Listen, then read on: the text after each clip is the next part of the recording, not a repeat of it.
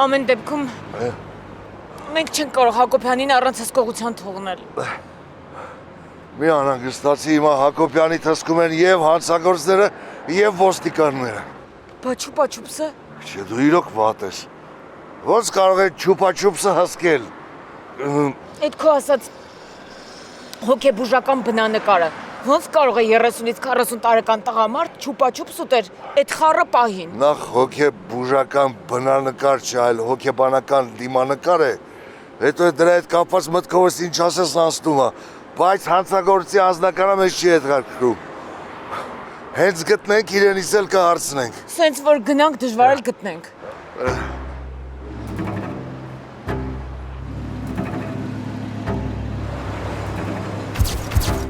Բայց որ սենց գնանք, հաստատ կգտնենք։ Հակոբյանիդ մեքենան կապույտ գույնի էր։